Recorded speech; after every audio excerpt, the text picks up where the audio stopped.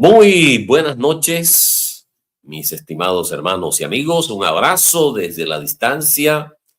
Gracias por acompañarnos en cada estudio bíblico. Hoy les estamos enviando este saludo en vivo desde Santa Rosa del Sur, en la noche de este lunes, comenzando esta nueva semana, hoy 29 de junio del año 2026. Como siempre, reciban nuestro afectuoso saludo a la hora de tomar estos alimentos espirituales. Nos es grato estrecharles este saludo de manera muy especial para todos y cada uno de nuestros hermanos esparcidos en la ancha faz de la tierra, especialmente aquí en Colombia, en Perú, Chile, Bolivia, en Argentina, en Brasil, en Guatemala, México, en los Estados Unidos, en España. Gracias por permitirnos llegar hasta sus hogares y de poder disfrutar de estos alimentos espirituales que nos fortalecen la fe y nos guían en la verdad de Dios. Vamos a iniciar pidiéndole a Dios su autorización y guía por medio de la oración. Vamos a orar. Padre Santo, Dios amoroso, te damos gracias por este día maravilloso que termina y la noche que llega. Gracias porque nos permites hoy, a través del Internet, el podernos congregar con nuestros hermanos y amigos en distintos lugares de la tierra. Gracias por este alimento espiritual. Nos ponemos en tus manos. Imploramos tu misericordia para que perdone nuestras faltas y pecados y nos guíes a través de tu Santo Espíritu. Danos tu compañía, tu protección y bendición. Acompáñanos, te lo pedimos en el nombre sagrado de tu Hijo amado Jesucristo nuestro Señor. Amén. Muy bien, hermanos, vamos entonces con el tema de esta noche, que lleva como título Cuando ataca la tentación. Interesante este tema que espero sea de ayuda, que podamos crecer en gracia y conocimiento y llenarnos de esa sabiduría que proviene de lo alto. Empecemos diciendo qué significa la tentación. El significado de la palabra tentación viene del griego pirazo y tiene dos significados. Primero es tentación y segundo es prueba. Cuando es tentación es cuando viene de Satanás y esta es negativa si le damos lugar. Es cuando nos hace daño y su fin es hacernos errar y fallar delante de Dios. Y si pecamos, Satanás logra su objetivo. También significa prueba. ¿Cuándo es prueba? Es prueba cuando viene de Dios, porque a través de ella Dios pone a prueba nuestra fe. Esta nos ayuda a vencer y a madurar, y Dios le muestra a Satanás de qué estamos hechos los que decimos que confiamos en nuestro Dios. Esto está en Santiago capítulo 1 versículo 12. Dice: bienaventurado el varón que soporta la tentación, porque cuando haya resistido la prueba, recibirá la corona de vida que Dios ha prometido a los que le aman. Job y nuestro Señor Jesucristo son los mejores ejemplos de vida para hablar de prueba y tentación. La tentación lleva al pecado y acarrea consecuencias que pueden ser de causa de daño personal y afectar a otros. ¿Qué es la tentación y cómo podemos enfrentarla? Sería una pregunta interesante para analizar en la noche de hoy. Uno de los aspectos que definen nuestra vida como cristianos es la importancia que le damos a nuestras debilidades y deseos. La tentación forma parte sustancial del entramado humano. Donde está el hombre, está la tentación. Y el tentador tiene especial cuidado de trabajar en contra de quienes quieren ser mejores o intentan seguir el camino al que Dios invita al ser humano. La tentación es una prueba de la capacidad de las personas de escoger el bien en lugar del mal. Es algo codiciable, es deseable, es una incitación para pecar y seguir a Satanás en lugar de Dios.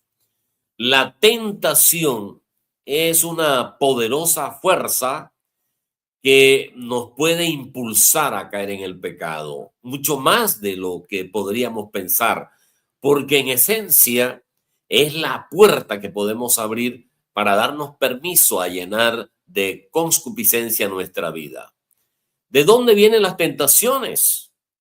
El hecho de que la tentación pueda pasar desapercibida por ser algo mental es uno de los elementos fundamentales de los que se sirve Satanás para camuflar esta malévola estrategia que ataca las debilidades del hombre y también podemos decir que hace difícil identificarla.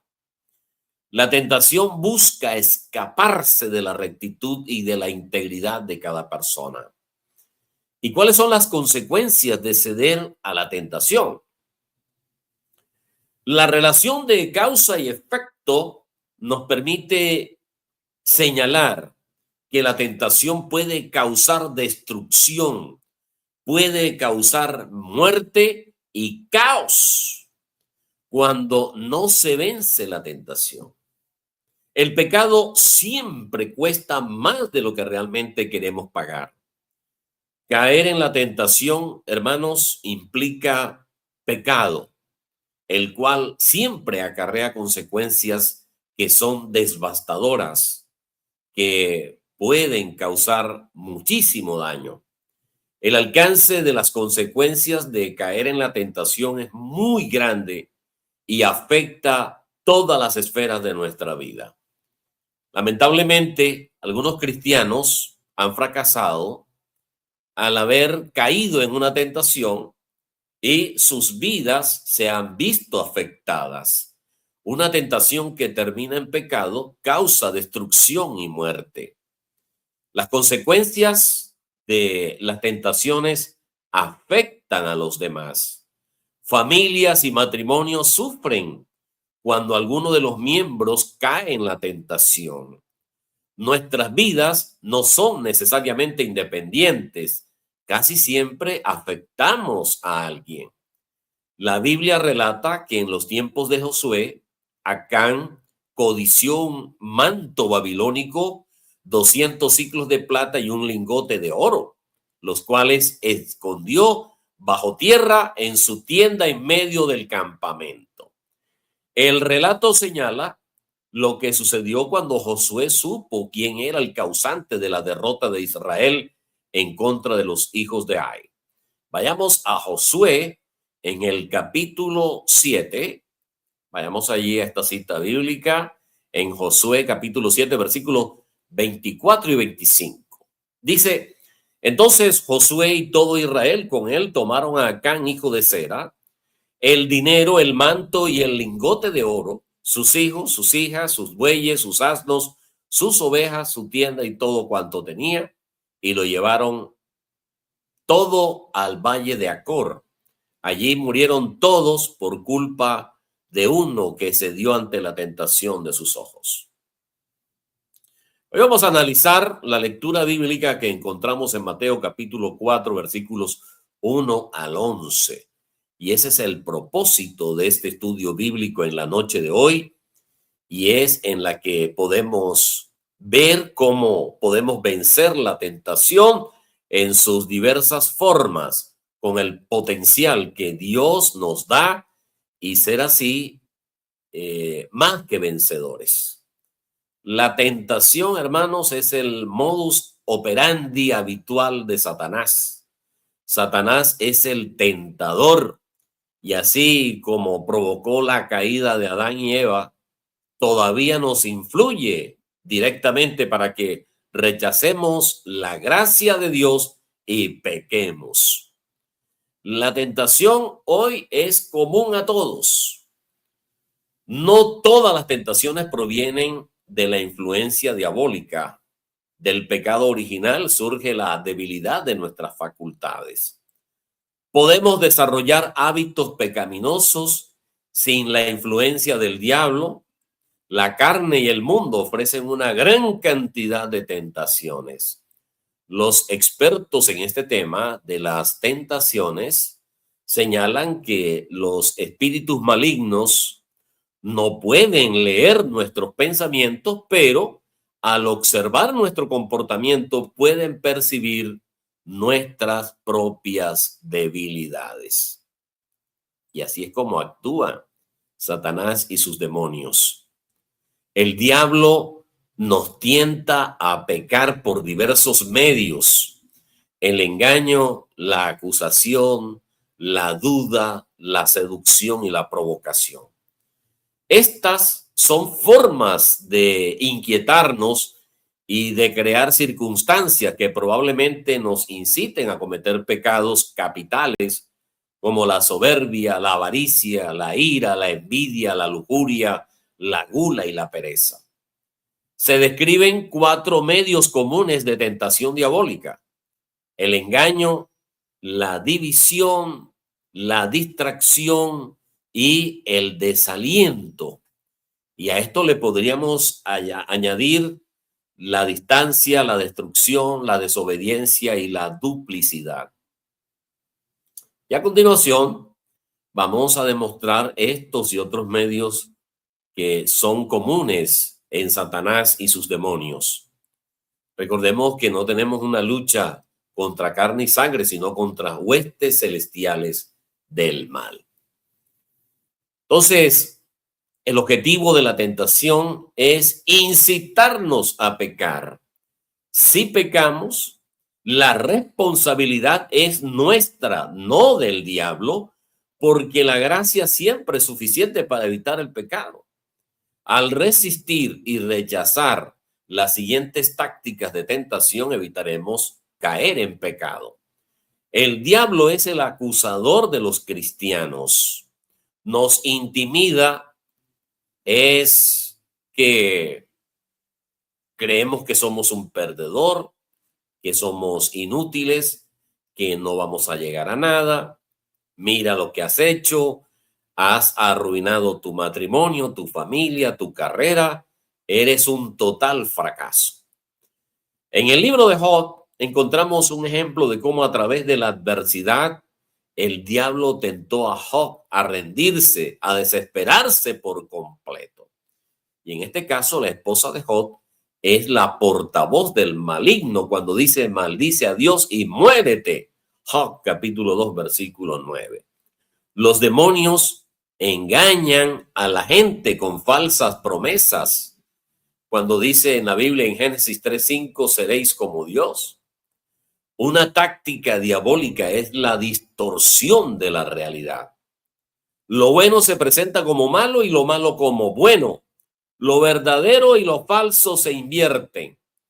En las Escrituras, el apóstol Pedro no distingue tanto entre el bien y el mal, sino entre la verdad y la mentira. Pedro hace énfasis que los discípulos de Cristo necesitan estar firmes en la verdad. Segunda de Pedro, capítulo 1, versículo 12, para estar protegidos de las acechanzas del diablo, es el padre de la mentira. Las tentaciones de la incredulidad pueden incluir entre ellas dudas que son sutiles, desde sutiles hasta intensas, sobre uno mismo, sobre Dios, sobre la iglesia y sobre otros temas que son de mucho interés. La fe, como aprendemos de las Escrituras, conmueve el corazón de Dios y nos brinda la protección necesaria cuando llegan esas tentaciones. La incredulidad es un estado espiritual muy peligroso para el cristiano, que requiere de mucha oración para sanar. A veces La raíz de la incredulidad es una mentira demoníaca. Tengan cuidado, hermanos, como dice Hebreos capítulo 3, versículo 12. Tengan cuidado, hermanos, no sea que haya en alguno de ustedes un corazón malo e incrédulo que los lleve a apartarse del Dios vivo. Y dice Mateo capítulo 12, versículo 25, todo reino dividido contra sí mismo queda asolado, y ninguna ciudad ni casa dividida contra sí misma permanece en pie, como dice Mateo capítulo 12 en el verso 25. Los demonios intentan persistentemente dividir a las familias, especialmente a los cónyuges, los hijos, la familia extendida, los compañeros de trabajo y también desde la iglesia. Se siembran semillas de discordia en nuestras vidas. Discierna la fuente de la división en la familia, premia la unidad, no la división. Cuidado con entablar relaciones con personas que te puedan alejar de tu familia, de Dios y de la iglesia. Mantener una estrecha relación con familiares que tienen ideas opuestas sobre la política, sobre negocios y sobre la religión. Ellos comprenden que amamos a nuestro Dios, que amamos a nuestro Señor Jesucristo y a su iglesia. Nos une el deseo del bien mutuo, los lazos familiares y las alegrías y tristezas que nos fortalecen. El amor une, el amor no divide. Y digamos así que los demonios inician o exacerban la división en las familias, aclarando las cosas. Los demonios son espíritus que se mueven a través del aire, oyen lo que decimos, tratan de controlar lo que decimos, y debemos traer grandes beneficios en la familia. La pureza de corazón nos protege de juicios, precipitaciones y acciones severas. Como sabemos que la tentación tiene su naturaleza y no es virtual ni mucho menos imaginarias, es real. La tentación así no es mala ni es pecado, pero si caemos en la tentación, ahí sí es donde vamos perdiendo. A la tentación, si le damos cabida en nuestras vidas, entonces erramos y fallamos delante de Dios, y allí está el peligro porque cometemos pecado. El apóstol Mateo escribe en su evangelio a una audiencia judía para demostrar la autenticidad de Jesucristo, que era el Mesías tan esperado desde la antigüedad y que cumplió 129 citas del Antiguo Testamento. Mateo da a conocer el tercer evento en la vida de Jesucristo, como lo fue en las tentaciones hechas por Satanás en el desierto. Dice Mateo: entonces Jesús fue llevado por el Espíritu al desierto para ser tentado por el diablo, y después de haber ayunado 40 días y 40 noches, tuvo hambre. Y vino a él el tentador y le dijo: si eres hijo de Dios, di que estas piedras se conviertan en pan. Él respondió y dijo: escrito está, no solo de pan vivirá el hombre, sino de toda palabra que sale de la boca de Dios. Entonces el diablo le llevó a la santa ciudad y le puso sobre el pináculo del templo y le dijo: si eres hijo de Dios, échate abajo, porque escrito está, a sus ángeles mandará cerca de ti, en sus manos te sostendrá para que no tropieces con tu pie en piedra. Versículo 7, Jesús le dijo: escrito está también, no tentarás al Señor tu Dios. Otra vez le llevó el diablo a un monte muy alto y le mostró todos los reinos del mundo y la gloria de ellos. Versículo 9, y le dijo: todo esto te daré si postrado me adorares. Entonces Jesús le dijo: Vete, Satanás, porque escrito está, al Señor tu Dios adorarás y a él solo servirás. El diablo entonces le dejó y he aquí vinieron ángeles y le servían. Estamos dándole lectura a esta cita bíblica tan importante donde está centrada nuestro estudio bíblico en Mateo capítulo 4, versículos 1 al 11. El tema central de esta noche y es cuando ataca la tentación. Ese es el tema central de esta noche y ahí es donde estamos en Mateo 4, versículos 1 al 11. Hermanos, ¿qué podemos aprender de esta historia de la tentación sobre Jesús? ¿Cuál es el origen de la tentación? Que la tentación es real y tiene tres fuentes. La primera fuente de las tentaciones es nuestra carne, como dice Santiago capítulo 1, versículos 13 al 16.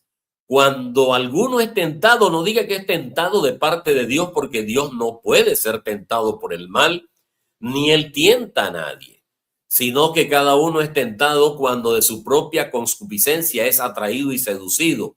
Entonces la concupiscencia, después que ha concebido, da a luz el pecado, y el pecado, siendo consumado, da a luz la muerte. Amados hermanos míos, no erréis.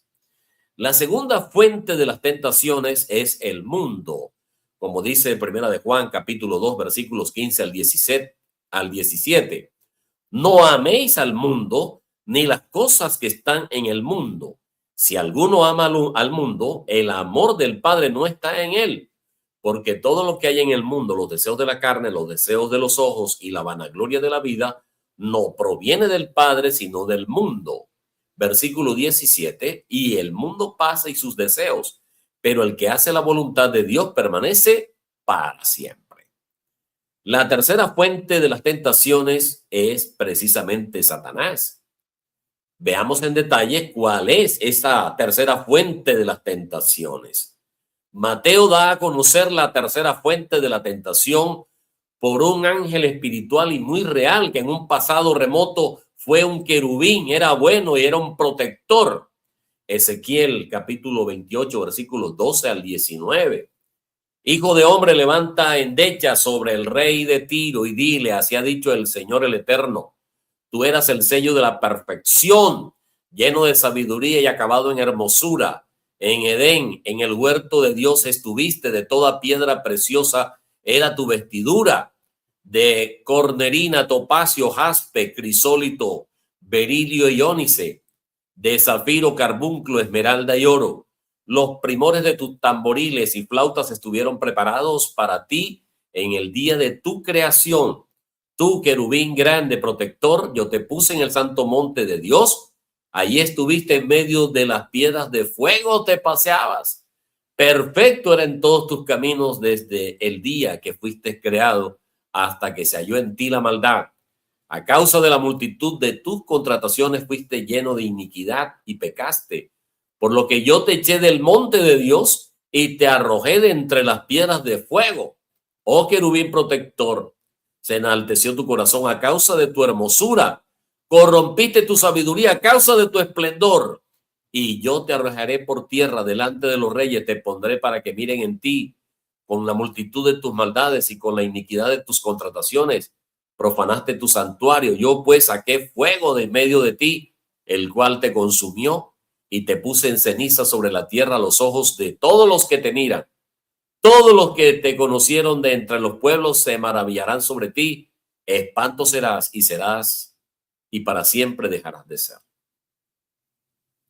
Veamos aquí cómo en un pasado este querubín se corrompió y se rebeló contra Dios y quiso usurpar el trono de Dios y derrotar a nuestro Señor Jesucristo. Apocalipsis capítulo 12 versículos 3 y 4.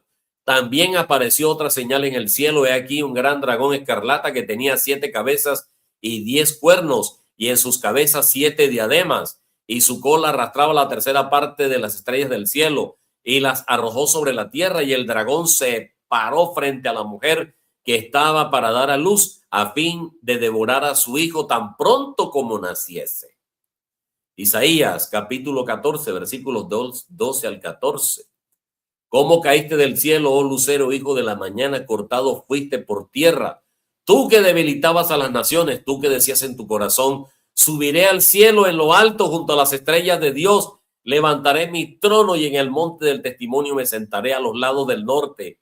Versículo 14, sobre las alturas de las nubes subiré y seré semejante al Altísimo. Analicemos, hermanos, analicemos muy cuidadosamente esta situación. Analicemos cuál es precisamente ese querubín. Ese querubín dejó de ser bueno y se convierte en diablo y Satanás, y al estar fuera del reino de Dios se ve derrotado por Dios y entonces hace un plan satánico de vengarse de Dios, y fue cuando por medio de la serpiente engaña a la primera pareja creada por Dios, Adán y Eva, y este personaje logra su objetivo de sembrar el pecado en ellos, logrando afectar así a toda la humanidad. Romanos capítulo 3 versículo 23, por cuanto todos pecaron y están destituidos de la gloria de Dios. Romanos capítulo 6 versículo 23, porque la paga del pecado es muerte, mas la dádiva de Dios es vida eterna en Cristo Jesús, Señor nuestro. Satanás y sus demonios están constantemente tentando a los seres humanos a pecar y a rebelarse contra Dios, y la Biblia nos da muchísimos ejemplos. Satanás ataca cuando somos más vulnerables. El diablo, como dice la Biblia en primera de Pedro 5:8, anda como león rugiente, anda alrededor buscando a quien devorar. Satanás llena los corazones de las personas con mentiras. Hechos capítulo 5 versículo 3. Y dijo Pedro a Ananías, ¿por qué llenó Satanás tu corazón para que mintieses al Espíritu Santo y sustrajeses del precio de la heredad? Él es el tentador, como dice primera de Tesalonicenses capítulo 3 versículo 5, por lo cual también yo, no pudiendo soportar más, envié para informarme de vuestra fe, no sea que os hubiese tentado el tentador y que nuestro trabajo resulte en vano. En la tentación de Satanás a Eva en Génesis capítulo 3 y en su tentación a Jesús en Mateo capítulo 4, vemos las tácticas que usó y aún las usa contra nosotros. Si bien varían en sus detalles, la mayoría de las tentaciones se dividen en una de las tres categorías innumerables que están en primera de Juan 2:16, porque todo lo que hay en el mundo, los deseos de la carne, los deseos de los ojos, la vanagloria de la vida, no proviene del Padre, sino del mundo. Los deseos de la carne, los deseos de los ojos y la vanagloria de la vida. En la primera tentación de Satanás a Jesús, apeló a los deseos de la carne. Jesús tenía mucha hambre y Satanás lo tentó para que usara su poder para hacer algo para sí mismo. Jesús resistió la tentación, pero el encuentro muestra que Satanás no juega limpio. Este personaje explora nuestras debilidades físicas y nos hiere cuando estamos caídos. Conoce los lugares débiles en nuestra carne y busca oportunidades para despertar pasiones engañosas en nuestros corazones. Cuando Satanás tentó a Eva a comer del fruto prohibido, le sugirió que el Señor le estaba ocultando algo delicioso. Génesis capítulo 3 versículo 6. Y vio la mujer que el árbol era bueno para comer y que era agradable a los ojos y el árbol codiciable para alcanzar la sabiduría, y tomó de su fruto y comió y dio también a su marido, el cual comió así como ella. Hermanos, Satanás hace lo mismo hoy con nosotros. Intenta que dudemos de la suficiencia o de la autoridad plena de las Santas Escrituras sobre nuestras vidas. Mediante diversos medios de comunicación y de expresiones artísticas, nos han hecho creer que su principal modus operandi se basa en las prácticas extrañas y demoníacas, sesiones espiritistas, la brujería, la tabla Ouija, horóscopo y muchas cosas más. Claro que participa en todo esto, pero su principal modus operandi se centra en el ámbito de las ideas y las creencias. Segunda de Corintios capítulo 10 versículos 4 y 5. Porque las armas de nuestra milicia no son carnales, sino poderosas en Dios para la destrucción de fortalezas, derribando argumentos y toda altivez que se levanta contra el conocimiento de Dios y llevando cautivo todo pensamiento a la obediencia a Cristo. La mente es el principal campo de batalla de Satanás. La guerra espiritual se libra en las decisiones cotidianas y mundanas. ¿Para quién vivirás? ¿Para ti mismo o para el Señor? Cuando cedes a la tentación y mentiras de Satanás, las escrituras se convierten en una mera sugerencia en lugar de ser la autoridad final en nuestras creencias y en el fundamento de nuestras decisiones. Cuando nos tienta con los deseos de la carne, señala un deseo natural y sugiere que debemos satisfacerlo a nuestra manera egoísta. El deseo natural de Eva por la comida no era incorrecto, pero Satanás lo explota. Ese deseo se convierte en pecado cuando satisface de una manera impía. La inmoralidad sexual comienza con un simple deseo natural de intimidad.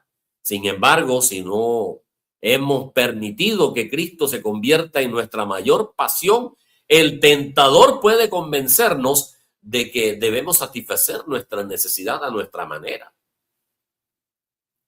Y la segunda manera en que Satanás nos tienta es a través de los deseos de los ojos. Los deseos de los ojos. Así como estamos escuchando. Los ojos de Eva le dieron algo sobre la fruta que entraba en conflicto con lo que Dios había dicho sobre ella. Los ojos de Eva se rebelaron contra el mandamiento de Dios y vio la mujer que el árbol era bueno para comer y que era agradable a los ojos, dice Génesis capítulo 3 versículo 6. Hermanos, nuestros ojos juegan un papel importantísimo en la toma de nuestras decisiones. Vemos algo que queremos y nuestra carne está de acuerdo en que debemos tenerlo. En esta era de sobreestimulación visual, nuestros ojos desbordan ante millones de bits de información a lo largo del día. Y a menos que filtremos esa información a través de un corazón puro, nuestros ojos nos llevarán al pecado. Mateo capítulo 5 versículo 8, bienaventurados los limpios de corazón porque ellos verán a Dios. Salmos capítulo 24 versículo 4, el limpio de manos y puro de corazón, el que no ha elevado su alma a cosas vanas ni jurado con engaño. Sansón comenzó su descenso con la lujuria de los ojos. Jueces, en los capítulos 14 al 16, detalla el coqueteo de Sansón con el pecado y los trágicos resultados. Como líder elegido por Dios, Sansón no tenía nada que hacer en territorio filisteo y mucho menos coquetear con sus mujeres. No obstante, sus ojos lo llevaron al pecado. Sansón descendió a Timnat y vio allí a una mujer de las hijas de los filisteos. Cuando regresó se lo contó a su padre y a su madre. Vi en Timnat a una mujer. Tómala para mí porque ella me agrada, dice Jueces capítulo 14 versículos al 1 al 3. Cuando Satanás tentó a Jesús, intentó que el Hijo de Dios codiciara con los ojos, mostrándole al Señor todos los reinos del mundo y ofreciéndole dárselo todo sin la muerte en la cruz. Jesús venció la tentación de Satanás con la palabra de Dios que está en Lucas capítulo 4 versículo 8. Respondiendo Jesús le dijo, vete de mí, Satanás, porque escrito estás, al Señor tu Dios adorarás y a él solo servirás. Deuteronomio capítulo 6 versículo 13, al Eterno tu Dios temeréis, a él solo servirás y por su nombre jurarás. Y a pesar de lo que veían sus ojos, Jesús no se dejó vencer. Por lo tanto, en el caso de Jesús, Satanás no pudo explotar el deseo de los ojos. La vanagloria de la vida es una debilidad a la que todos en ocasiones sucumbimos. Satanás nos tienta con el deseo de ser nuestros propios dioses y es experto en acariciar nuestro ego. El deseo de Eva de ser sabia la llevó a pecar en Génesis capítulo 3. En su orgullo de vivir, rechazó el derecho de Dios a gobernarla y prefirió tomar sus propias decisiones. Básicamente se convierte en su propio Dios. Los cristianos podemos caer en las manos de Satanás cuando nos resistimos a rendirnos completamente al señorío de nuestro Señor Jesucristo. Tendemos a dar más importancia a complacer a otras personas que a complacer a Dios. Nos gusta conservar el poder del veto por si acaso Dios quiere que hagamos algo que no queremos hacer. El poder del veto es la facultad legal o institucional que tiene una autoridad para bloquear unilateralmente la aprobación de una ley, resolución o decisión, incluso si la mayoría ha votado a favor. Satanás tentó a Jesús con la vanagloria de la vida. En Lucas capítulo 4, versículos 9 al 11, le dio a Jesús la oportunidad de presumir y demostrar públicamente que él era el Hijo de Dios. El acto involucra un milagro espectacular, el cuidado del Padre y muchos ángeles. La respuesta de Jesús a la tercera tentación de Satanás fue volver a citar las Escrituras en Lucas capítulo 4, versículo 12. Respondiendo Jesús le dijo, dicho está, no tentarás al Señor tu Dios. Como dice Deuteronomio capítulo 6, versículo 16, no tentarás al Eterno vuestro Dios como lo tentaron en Mashá. Satanás nos tienta, hermanos, de muchas maneras. Satanás nos tienta de muchas maneras, pero como dice la Biblia en 2 Corintios capítulo 2, versículo 11, no ignoramos sus maquinaciones. Dice 2 Corintios 2, 11, para que Satanás no gane ventaja alguna sobre nosotros, pues no ignoramos sus maquinaciones. Sabemos además que Satanás se disfraza de ángel de luz, 2 Corintios 11, 14, tratando de hacer que el mal parezca bueno. Sabemos que manipula con falsa culpa, explota las debilidades naturales y distorsiona la verdad de las Escrituras. Dice el versículo 14, y no es maravilla porque el mismo Satanás se disfraza como ángel de luz. Sabemos que engaña, que distrae y destruye. Tiene muchas flechas encendidas, dardos del maligno, pero todas se apagan con el escudo protector de la fe. Efesios capítulo 6, versículo 16. Sobre todo, tomad el escudo de la fe con la que podáis apagar todos los dardos del fuego del maligno. Podemos vencer las tentaciones de Satanás porque mayor es el que está en vosotros que el que está en el mundo, dice 1 Juan 4, 4.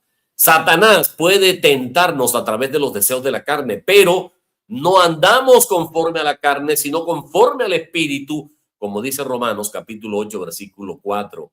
Satanás puede tentarnos a través de los deseos de los ojos, pero nuestra oración es: aparta mis ojos, que no vean la vanidad, avívame en tu camino. Salmo 119, versículo 37. Satanás puede tentarnos a través de la vanagloria de la vida, pero no nos humillamos continuamente,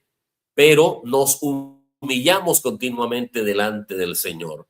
Primera de Pedro, capítulo 5, versículo 6, dice: humillaos, pues, bajo la poderosa mano de Dios, para que Él os exalte cuando fuere tiempo. Santiago, capítulo 4, versículo 10, humillaos delante del Señor y Él os exaltará. Satanás, hermanos, nos incita a poner a prueba a Dios. Se debe confiar en Dios, no ponerlo a prueba. Para tentar a Jesús, el diablo lo lleva a la cima del templo. Desde allí Jesús podía ver todo el valle de Cedrón. Y esto habría sido un acto de fe audaz, equivalente a poner a prueba a Dios, pero una vez más Jesucristo cita las Escrituras. Responde al diablo con otro pasaje del Deuteronomio, donde Israel puso a prueba a Dios exigiéndole a Moisés que les diera agua para beber. Ceder a la tentación del diablo habría sido poner a prueba a Dios para que lo protegiera en un momento de gran insensatez. A veces cedemos a la tentación de esta manera, actuamos de forma irresponsable y luego esperamos a que Dios nos proteja. ¿Ponemos a prueba a Dios? Satanás nunca se rinde. Lucas capítulo 4 versículo 13, y cuando el diablo hubo acabado toda tentación, se apartó de él por un tiempo. Debemos reconocer que Satanás nunca dejará de tentarnos hasta que cedamos. El versículo de Lucas 4, versículo 13, y cuando el diablo hubo terminado toda tentación, se apartó de él hasta un tiempo oportuno. Hermanos, los ataques de Satanás contra Jesús no terminaron cuando Jesús los resistió con éxito. Satanás simplemente dejó a Jesús solo por un tiempo, hasta que surgió otra oportunidad ideal. Lo mismo sucede con usted y conmigo. Tenemos que esperar que lleguen los ataques constantes de Satanás. Satanás puede dejarnos solos por un tiempo, pero simplemente está esperando otro momento en que estemos débiles y vulnerables. Por lo tanto, la tentación es vencida con la palabra de Dios. Esta tentación tuvo varios propósitos. La primera de ellas es crear dudas. ¿Sí eres el Hijo de Dios? Es un sí condicional. Satanás quería sembrar dudas en Jesús para confundirlo y se olvidara de su verdadera identidad. Y como segundo, presentar un desafío. Satanás desafió la palabra que salió de la boca de Dios y de que Dios es Padre, y también para que Jesús desconfiara totalmente de su Padre. Satanás quiso con esta tentación que Jesús se enfocara en la necesidad física de su hambre de pan físico y no confiara en la provisión y la comida espiritual y el sustento que solo viene de su Padre Celestial. Juan capítulo 4 versículo 32, él les dijo: yo tengo una comida que comer que vosotros no sabéis. Viene la parte materialista. Con esta primera tentación, Satanás apunta a las necesidades físicas de estar preocupado por llenar el estómago y de desconfiar de la provisión que viene de Dios. Esta tentación le dio éxitos a Satanás con la primera pareja en el Edén, con Adán y Eva. Deseos de la carne. Con esta tentación, Satanás apunta a los deseos de la carne y quiso que Jesús se preocupara más por lo físico que por el reino de Dios y de su justicia. Esta tentación sugiere que parte del propósito o del plan de esta prueba era determinar qué tipo de Mesías era Jesús, sin más preocupado por lo material que por lo espiritual. El diablo argumentó que como Jesús era el Hijo de Dios, debería utilizar sus poderes para satisfacer sus necesidades físicas en vez de las necesidades espirituales. Pero, ¿qué pasaría si Jesucristo convierte las piedras en pan? En todo caso, para él es fácil hacer milagros. Recuerden que de 5 panes y 2 peces comieron 5,000 personas al hacer el milagro de la multiplicación. Si Jesús convierte el pan las piedras en pan, habría actuado de manera independiente de su Padre Celestial, como actuó Adán. Y en el caso de Jesucristo vino a ser el segundo Adán, muy diferente al primero, que vencerá toda tentación, el pecado, el mundo y Satanás. Si Jesús convierte las piedras en pan, él obedecería más a Satanás que a su Padre, Dios. Entonces Jesús tendría a 2 señores. Si Jesús convierte las piedras en pan, entonces no sería el mayor ejemplo de obediencia para nosotros que somos sus seguidores. Hebreos capítulo 12, versículos 2 y 3. Puesto los ojos en Jesús, el autor y consumador de la fe, el cual por el gozo puesto delante de él sufrió la cruz, menospreciando el oprobio, y se sentó a la diestra del trono de Dios. Considerad aquel que sufrió tal contradicción de pecadores contra sí mismo, para que vuestro ánimo no se canse hasta desmayar. La tentación vencida doblemente por Jesús y por medio de su palabra. El verbo y logos. Aquí vemos que Jesús saca su espada de doble filo, es decir, su palabra, y se defiende de Satanás. El verbo y el logo. Jesús y la palabra están conectados entre sí. La palabra es Jesús y Jesús es la palabra. Juan 1, versículos 1 y 2. En el principio era el verbo y el verbo era con Dios y el verbo era Dios. Este era en el principio con Dios. El verbo y logos hacen referencia al poder del mensaje entendido y encendido de parte de Jesús. Es una cita de Deuteronomio capítulo 8, versículo 3. Y te afligió y te hizo tener hambre y te sustentó con maná, comida que no conocías tú, ni tus padres la habían conocido, para hacerte saber que no solo de pan vivirá el hombre, mas de todo lo que sale de la boca del Eterno vivirá el hombre. ¿Qué significa Deuteronomio?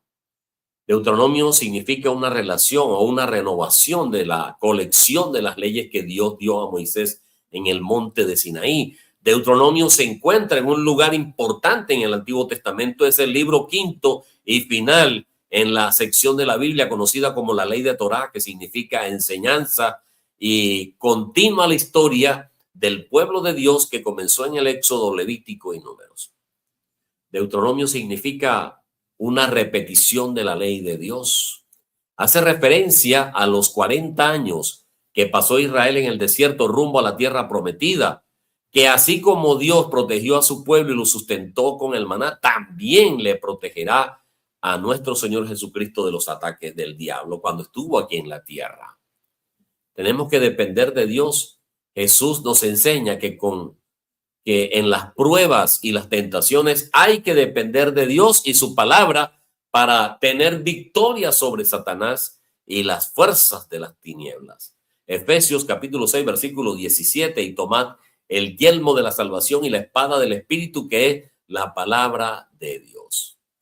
Aquí vemos, hermanos, que los discípulos de Jesucristo vivimos y trabajamos por la mejor comida que da vida. Juan 6, versículos 27 al 35. Trabajad no por la comida que perece, sino por la comida que da vida eterna y permanece, el cual el Hijo del Hombre os dará, porque a este señaló Dios el Padre. Entonces le dijeron: ¿qué debemos hacer para poner en práctica las obras de Dios? Respondiendo Jesús les dijo: esta es la obra de Dios, que creáis en él, que él ha enviado. Le dijeron entonces: ¿qué señal pues haces tú para que veamos y te creamos? ¿Qué obra haces? Nuestros padres comieron el maná en el desierto, como está escrito: pan del cielo les dio a comer. Jesús les dijo: de cierto os digo, no os dio Moisés el pan del cielo, mas mi Padre os da el verdadero pan del cielo, porque el pan del Dios es aquel que descendió del cielo y da vida al mundo. Le dijeron: Señor, danos siempre de este pan. Jesús les dijo: yo soy el pan de vida. El que a mí viene nunca tendrá hambre, y el que en mí cree no tendrá sed jamás. Jesús, la palabra y la oración sirven de ofensiva, de estrategias ofensivas para vencer las tentaciones de Satanás. Efesios capítulo 6, versículo 18. Orando en todo tiempo, con toda oración y súplica en el Espíritu, y velando en ello, con toda la perseverancia y súplica por todos los santos. Hebreos capítulo 2, versículos 14 al 21.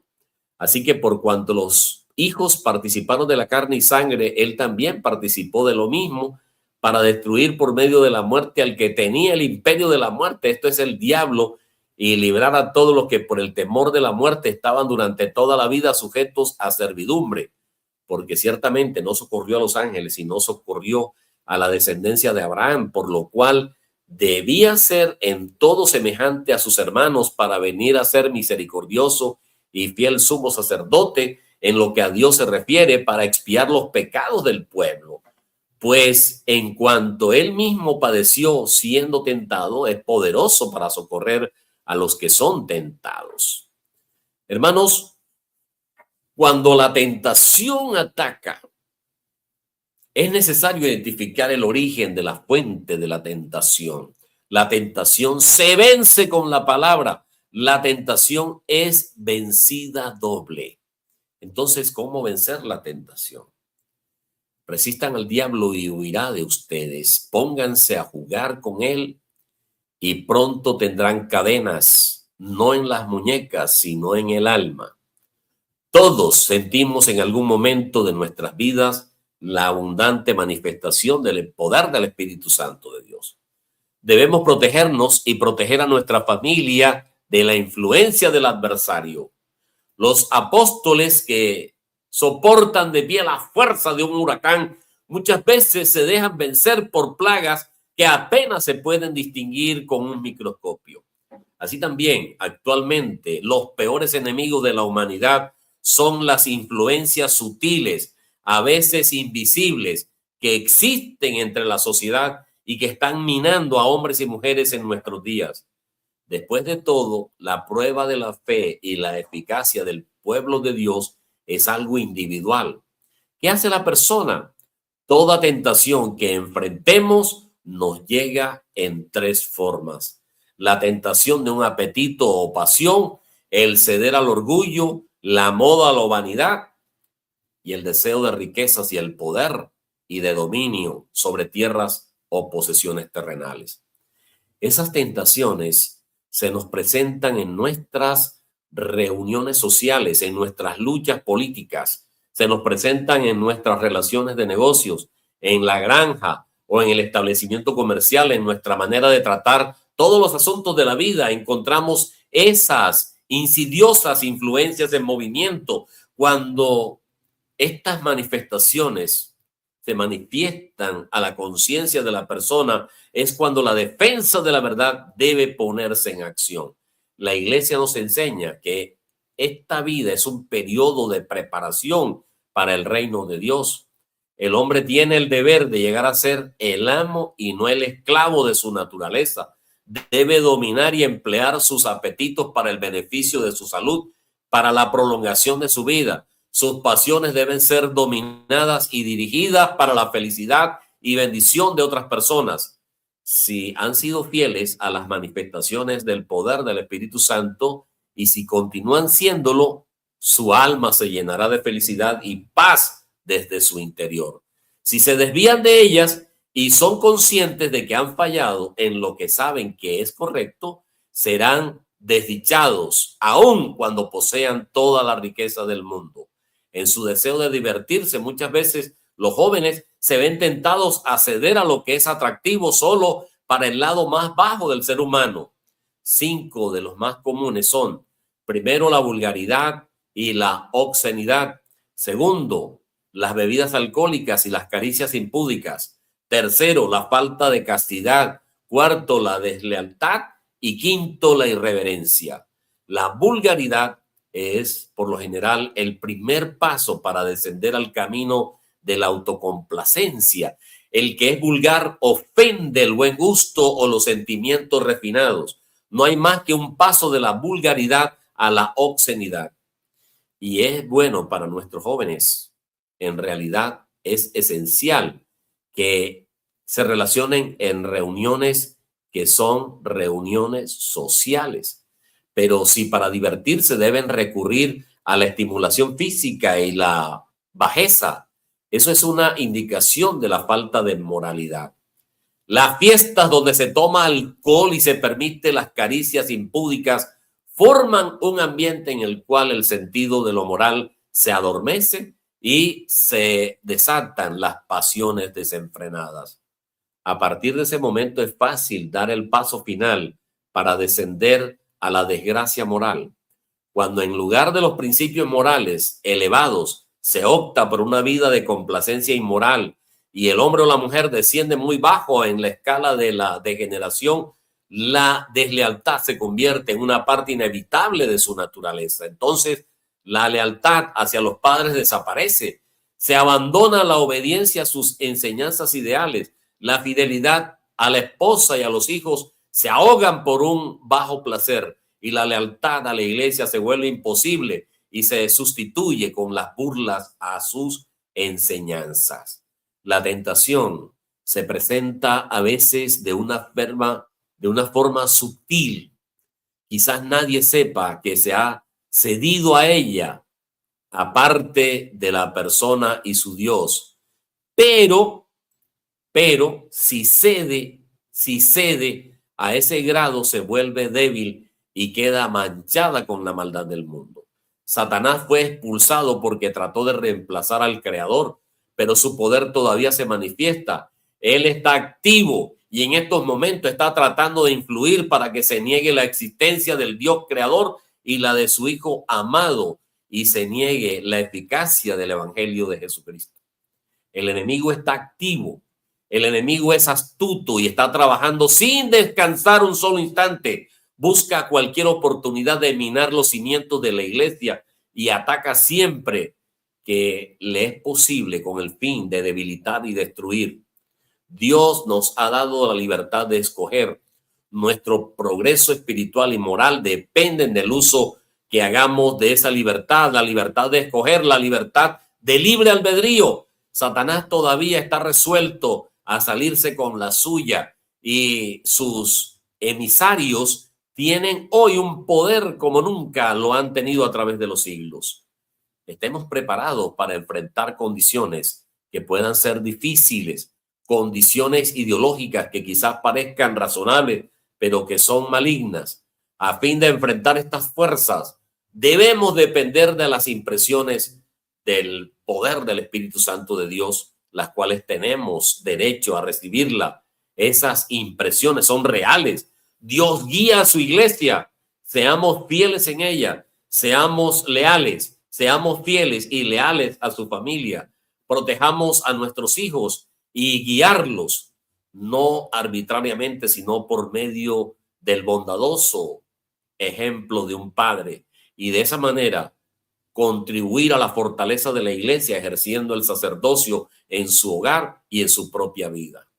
La condición del miembro de la iglesia lleva consigo la responsabilidad de vencer las tentaciones, de combatir el error, de mejorar el estado mental y de cultivar el Espíritu Santo hasta que llegue a la medida de la estatura de la plenitud de Cristo.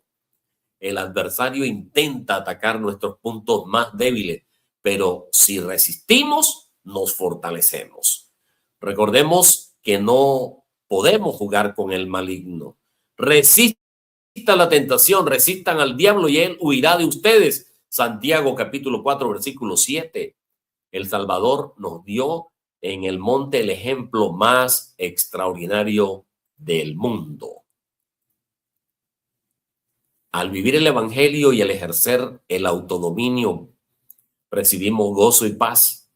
Mientras el adversario de la verdad esté libre para ejercer su dominio en este mundo, nos veremos atacados.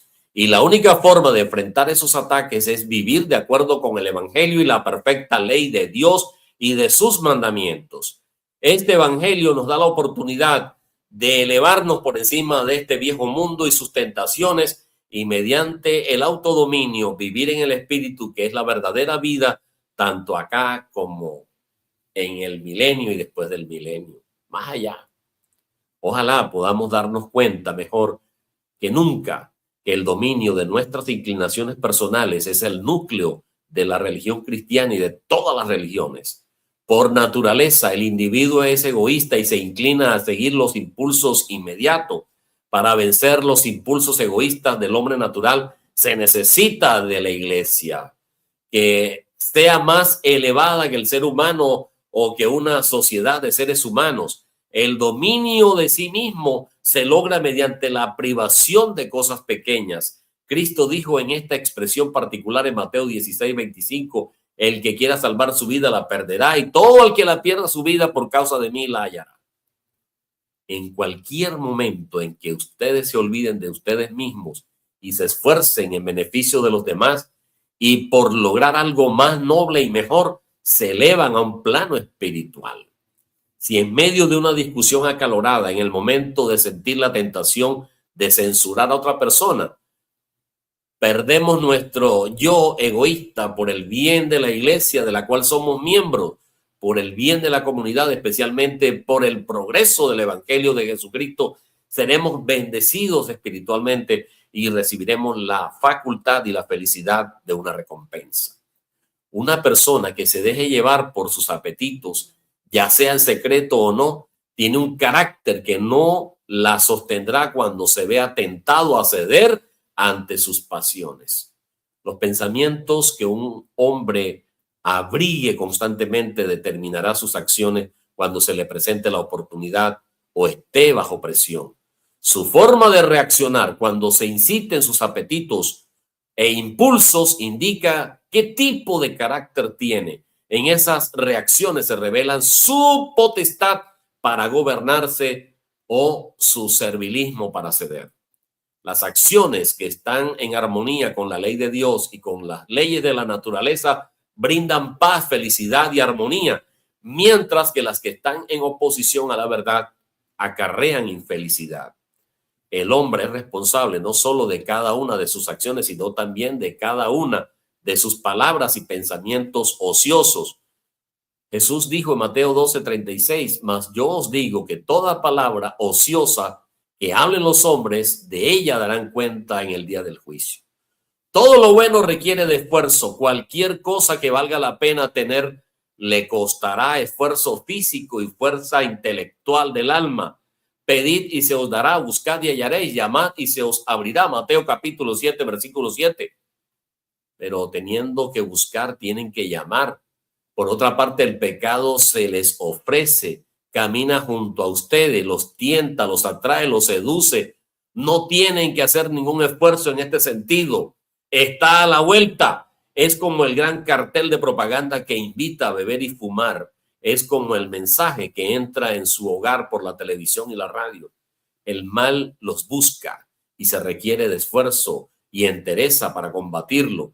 Pero la verdad y la sabiduría se obtienen solo si se busca, si se ora al respecto y se hace el esfuerzo. Recordemos siempre que la vida, en gran parte, lo que nosotros hagamos de ella, y que el Salvador de la humanidad ha marcado claramente la forma de lograr gozo y paz. Esta se encuentra en el Evangelio de Jesucristo y en nuestra felicidad hacia Él. Y al procurar establecer mejor el reino de Dios, Él nos concede que enseñemos a nuestros jóvenes y a los miembros de la iglesia en todas las partes a resistir las tentaciones que debilitan el cuerpo, que destruyen el alma, a fin de que sintamos el verdadero arrepentimiento que sentimos al entrar en las aguas del bautismo, que podamos sentirnos renovados en el verdadero sentido de la palabra, que estemos en acción, que nuestra alma pueda deleitarse en la luz del evangelio, en la presencia del poder del Espíritu Santo de Dios, y que podamos avanzar como verdaderos miembros de la iglesia hasta completar nuestra misión aquí en la tierra. Hemos empleado la analogía de los árboles fuertes que pueden soportar las grandes tormentas, pero que son destruidos por plagas microscópicas que los atacan por dentro. ¿Y en qué forma se puede aplicar esta analogía a nuestra lucha con la tentación?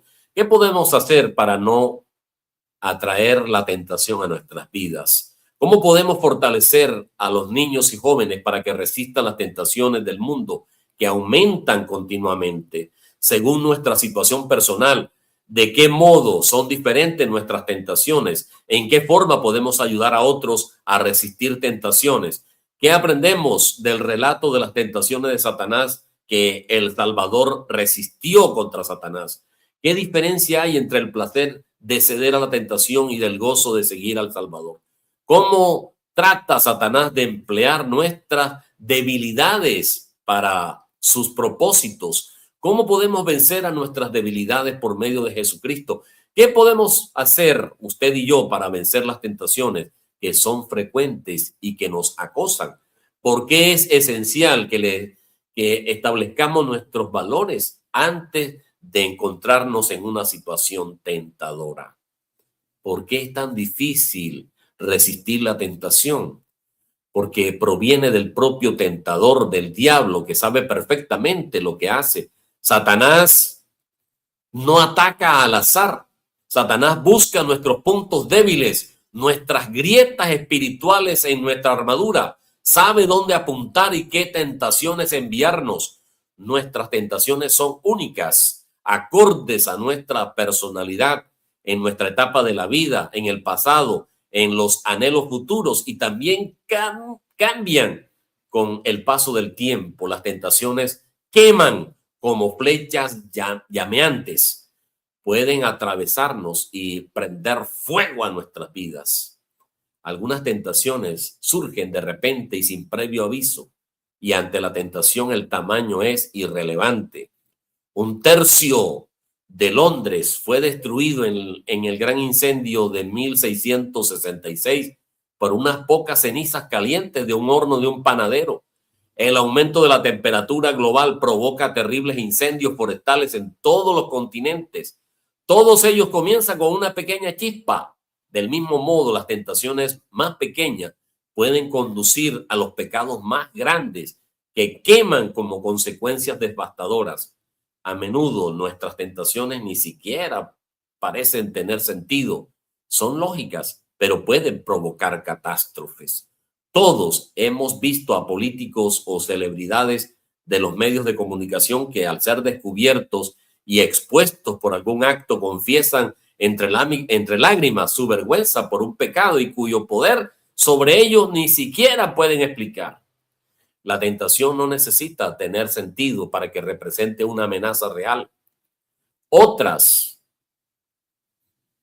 pueden ser silenciosas y a veces ni siquiera se notan, como una enfermedad no detectada que avanza sin que nadie lo sepa. Algunas de nuestras mayores tentaciones pueden estar creciendo sin que nos demos cuenta. Podría ser la ambición, el orgullo, el descontento o la ingratitud. Son tan difíciles de identificar, incluso cuando sospechamos que están ahí y queremos ignorarla. Nos decimos a nosotros mismos que estamos imaginando cosas o que se trata de problemas menores. Nada por lo que preocuparse o lo que reaccionar. A menudo nuestra tentación es convencernos de que no tenemos ninguna tentación. ¿Qué tentación no controlada podría quemarnos? Debemos pedirle a Dios que nos dé el discernimiento para que podamos detectar estas tentaciones, y a medida que nos demos cuenta de las tentaciones que experimentamos, anotarlas y concentrarnos en ellas en nuestra oración diaria. Entonces, hermanos, de esta forma llegamos a la parte final de este interesante tema y espero que haya sido de su aceptación y entendimiento para poner delante de nosotros el discernimiento para conocer qué está pasando en nuestra vida espiritual. Y pidamos a Dios para que nos dé el entendimiento correcto. Como dice 2 de Timoteo 2:26, las palabras del apóstol implican que estas personas que ni siquiera son conscientes de que son manejadas por el maestro del mal, como dice aquí el apóstol Pablo en Efesios, la única forma de resistir es con la ayuda de Dios, pues el poder del maligno es muchísimo mayor que el de cualquier ser humano. Nadie puede dar por sentado que seremos capaces de resistir a la tentación. Satanás es un ser espiritual y muy poderoso, a quien la Biblia incluso llama el príncipe de la potestad del aire. Muy bien, hermanos, invitación para mañana, Dios mediante, estará Oscar Darío Sierra con otra enseñanza más de estos estudios bíblicos que son importantísimos en nuestra dieta espiritual. Queremos enviarle un saludo de manera muy especial a quienes se han conectado. Hoy nos hemos tomado un par de minutos más. Un saludo y un abrazo para Magdalena Viva en los Estados Unidos, para Carol Neira allá en Chile. Un saludo para Blanca Santos Espinosa, allá en Guatemala. Un saludo para Lourdes Márquez, Ana Abril, Yolanda Rosales. Un saludo para Mara Martínez, allá en México. Arturo Juárez, a Tomás Rodríguez Cerda, Marcos Medina, Samuel Ortega, allá en Argentina. Y un saludo para Jacobo Falagán, allá en España. Muchas gracias por su compañía. Un saludo para nuestros hermanos allá en Medellín, para Blanca y para todos los que nos ven aquí en Colombia. Muchas gracias por su compañía. Invitación para que nos acompañen y pidamos en oración para que sigamos disfrutando de este alimento espiritual necesario para nuestro crecimiento y desarrollo y madurez espiritual. Gracias a todos, deseándoles un feliz resto de noche. Que Dios nos conceda una noche reparadora, que podamos disfrutar de este descanso y que mañana podamos estar listos y preparados para la rutina del trabajo y desde luego encomendándonos al Dios Todopoderoso, al Dios que está de nuestro lado. A todos una feliz noche, que el Dios del cielo nos guarde y nos bendiga. Feliz noche para todos.